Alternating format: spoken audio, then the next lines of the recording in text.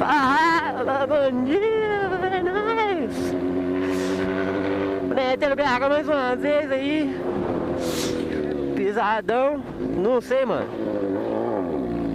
Não sei. Vem aí na oficina, dá uma olhadinha no bagulho aqui.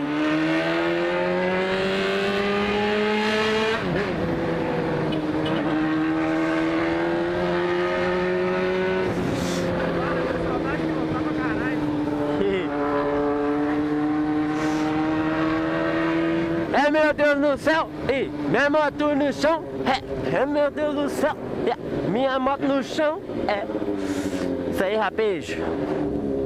E nele dando uma olhadinha no, ó, no manicoto, galera. O manicoto da moto acho que tá bugando. E eu vou ali no Nilson ali dar uma olhada, ver o que tá pegando. Esguelê, vamos esguelê. Ver que Lucifer que tá dentro desse manicoto aqui, mano. Nossa. Caramba, mano. Saudade. Pilotar minha motoca. Esvazia o pneu e não enche, mano. Aí fica lá na garagem lá. Ontem eu enchi. Ontem eu enchi o pneu. Fazer uns corre ali. Agora tá segurando. Mas tem que colar daqui 3 dias.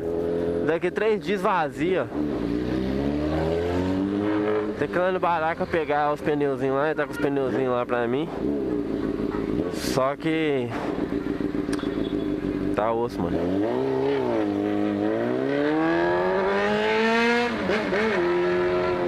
Esse barulho é muito lindo, mano. Você é doido, viado. Nossa, que barulho top!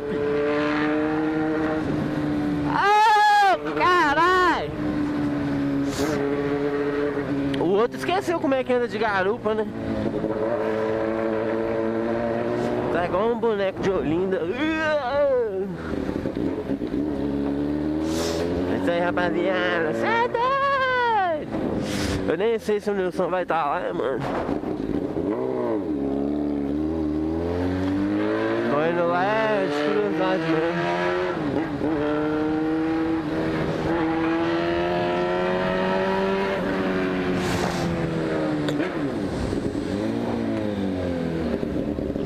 Nossa, que reduzida feia, mano. Credo. Sou eu não, tá? Só avisando. Muito tempo sem pegar em moto. Cê é doido.